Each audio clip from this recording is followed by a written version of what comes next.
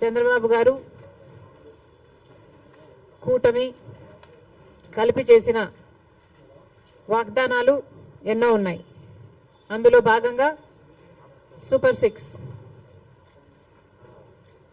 Six లో భాగంగా చంద్రబాబు గారు చేసిన వాగ్దానం మహిళలకు ఆర్టీసీ బస్సులలో ఫ్రీగా ప్రయాణం చేసే వెసులుబాటు. మరి చంద్రబాబు గారు నెల రోజులైనా ఈ చిన్న వాగ్దానాన్ని ఎందుకు నిలబెట్టుకోవడం లేదో సమాధానం చెప్పాల్సిన అవసరం ఉంది. ఎందుకంటే సూపర్ 6 లో భాగంగా చంద్రబాబు గారు మహిళల కోసం చేసిన ఈ వాగ్దానం చాలా ప్రాముఖ్యమైంది. ఇది మంచి పథకం కాబట్టే అటు తెలంగాణలో ఇటు కర్ణాటకలో అమలు చేసిన ఈ పథకాన్ని చంద్రబాబు గారు కూడా సూపర్ 6 లో భాగంగా చేర్చడం జరిగింది. మరి తెలంగాణ ప్రభుత్వం రేవంత్ రెడ్డి గారు కాంగ్రెస్ పార్టీ తరఫున ముఖ్యమంత్రి అయిన ప్రమాణ స్వీకారం చేసిన రెండో రోజే మహిళలకు, అమ్మాయిలకు, ట్రాన్స్జెండర్స్ కు ఆర్టీసీ బస్సులలో ఫ్రీ ప్రయాణం చేయగలిగారు, అమలు చేయగలిగారు. అధికారంలోకి వచ్చిన 2 రోజుకి. కర్ణాటకలో కాంగ్రెస్ పార్టీ అధికారంలోకి వచ్చిన 3 వారాలకే ఆర్టీసీలో మహిళలకు ఫ్రీగా ప్రయాణం చేసే వెసులుబాటు కలిగించగలిగారు. అక్కడ వాగ్దానం నిలబెట్టుకోవడానికి కూడా వాళ్ళకి ఎక్కువ సమయం పట్టలేదు. మరి చంద్రబాబు గారికి ఎందుకింత సమయం పడుతుందో చంద్రబాబు గారు చెప్పాలి. ఎందుకంటే మహిళలకు ఆర్టీసీ బస్సులలో ప్రయాణం చేసే ఈ పథకం చాలా యూస్ఫుల్ కాబట్టే ఈరోజు లేవనెత్తుతున్నాం.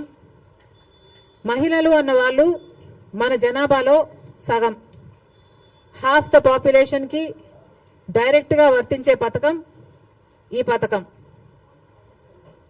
మహిళలకి రక్షణ కల్పించే పథకం కూడా. ఎందుకంటే మహిళలు ఒక చోటు నుంచి ఇంకో చోటికి వెళ్ళాలి అంటే ఆర్టీసీ బస్సులో అయితే సేఫే కాకుండా ఈ పథకం ద్వారా ఫ్రీగా అయితే మహిళలు ఎక్కువ ఆర్టీసీ బస్సులలోనే ప్రయాణం చేసే అవకాశము వీలు ఉంటుంది. కాబట్టి వాళ్ళ పాపులేషన్ ఆర్టీసీ బస్సులో ఎక్కువ అయితే, సే ఫర్ ఎగ్జాంపుల్ ముందు భాగంలో మొత్తం మహిళలకని రిజర్వేషన్ ఉంది కాబట్టి మహిళలు ఎక్కువ భాగం అయితే, మోస్ట్ ఆఫ్ ద బస్ మహిళలు అయితే వాళ్ళకు సెక్యూరిటీగా కూడా ఉంటుంది.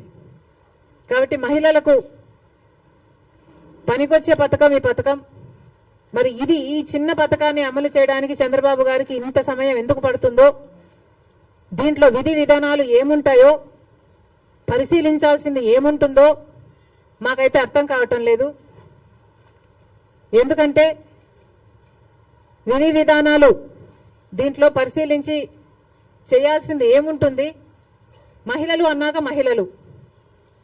అన్నాక మహిళలందరికీ వర్తిస్తుంది, ఆడపిల్లలందరికీ వర్తిస్తుంది. మరి దీంట్లో విధులు విధానాలు ఏముంటాయి? బస్సులోకి ఎక్కుతారు, వాళ్ళకు ఫ్రీగా ప్రయాణం చేసే వెసులుబాటు కలిగించాలి.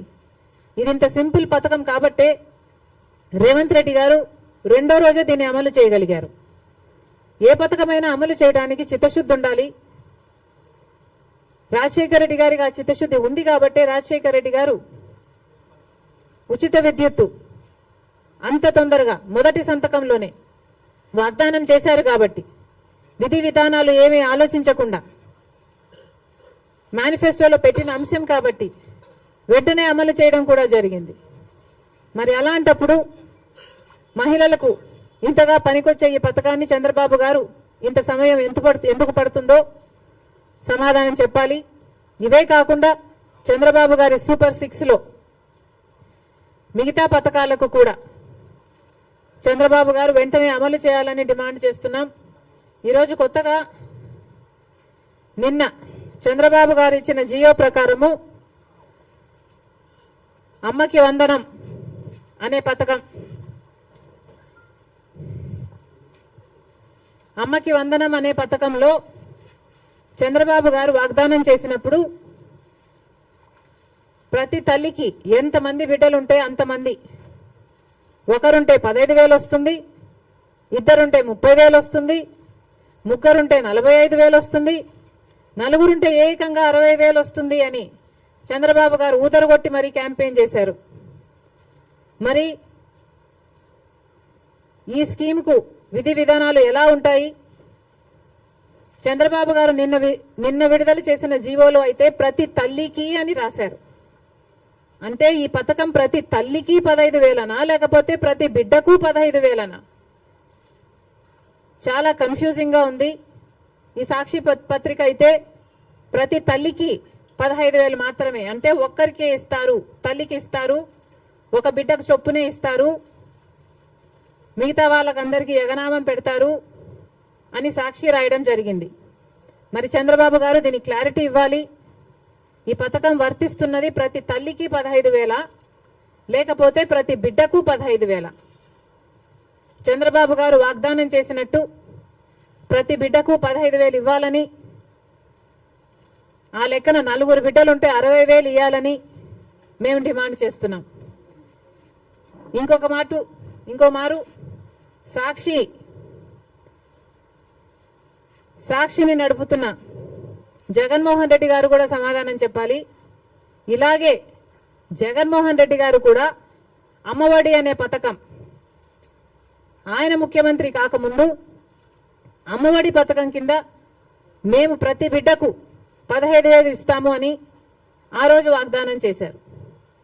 తర్వాత ముఖ్యమంత్రి అయ్యారు జగన్మోహన్ రెడ్డి గారు, ప్రతి బిడ్డకు 15,000 ఇవ్వలేదు, ఒక్క బిడ్డకు మాత్రమే. అంటే ప్రతి తల్లికి 15,000 అన్నట్టుగానే జగన్మోహన్ రెడ్డి గారు కూడా వ్యవహరించారు. మరి జగన్మోహన్ రెడ్డి గారికి ఆ వాగ్దానం గుర్తులేదేమో ఈరోజు చంద్రబాబు గారు గురించి రాస్తున్నారు. జగన్మోహన్ రెడ్డి గారు కూడా ఇదే వాగ్దానాన్ని ఇచ్చి మాట తప్పడం జరిగింది. తల్లికి 15,000 అని అనకుండా ఆ రోజు బిడ్డకు ఎంతమంది బిడ్డలుంటే అంతమంది బిడ్డలకు 15,000 ఇస్తాము అని తాను చెప్పడమే కాదు, జగన్మోహన్ రెడ్డి గారి తరఫున క్యాంపెయిన్ చేసిన నేను కూడా, నాతో కూడా అదే వాగ్దానమే చెప్పించారు. ఆ రోజుల్లో నేను కూడా జగన్మోహన్ రెడ్డి గారు ఈ పథకాన్ని అమలు చేస్తారు అని నమ్మి బాయ్ బాయ్ బాబు క్యాంపెయిన్లో నేను కూడా ప్రచారం చేయడం జరిగింది. కానీ జగన్మోహన్ రెడ్డి గారు ముఖ్యమంత్రి అయిన తర్వాత అమ్మఒడి పథకం కింద కేవలం ఒక బిడ్డకు మాత్రమే ఇవ్వడం జరిగింది. జగన్మోహన్ రెడ్డి గారు ఒక బిడ్డకే ఇచ్చారు, ఇప్పుడు చంద్రబాబు గారు కూడా ఒక బిడ్డకే ఇస్తారు అని అర్థం వచ్చేటట్టుగా నిన్న జీవోలో ప్రతి తల్లికి 15,000 అని రాయటం జరిగింది. కాబట్టి చంద్రబాబు గారు దీని మీద క్లారిటీ ఇవ్వాల్సిన అవసరం ఉంది అని కాంగ్రెస్ పార్టీ డిమాండ్ చేయడమే కాకుండా ప్రతి బిడ్డకు మీరు వాగ్దానం చేసినట్టు సూపర్ 6లో ఉన్న ప్రతి వాగ్దానము నిలబెట్టుకోవాలని కాంగ్రెస్ పార్టీ చంద్రబాబు గారిని, కూటమిని డిమాండ్ చేస్తున్నాం. ఇక ఇటీవల క్రియేట్ చేస్తున్న కన్ఫ్యూషన్ విశాఖపట్నం స్టీల్స్, వైజాగ్ స్టీల్కు సంబంధించి తెలుగుదేశం పార్టీ ప్రజాప్రతినిధులే రకరకాలుగా మాట్లాడుతున్నారు. ఒకరేమో అది లాస్ మేకింగ్ కంపెనీ, అమ్మక తప్పదు అని ఒక రకంగా మాట్లాడతారు. ఇంకొకరేమో ప్రైవేటైజ్ చేయము అని మాట్లాడతారు. అసలు విశాఖ స్టీల్కు ఇంత ప్రమాదం ఎందుకు వచ్చిందో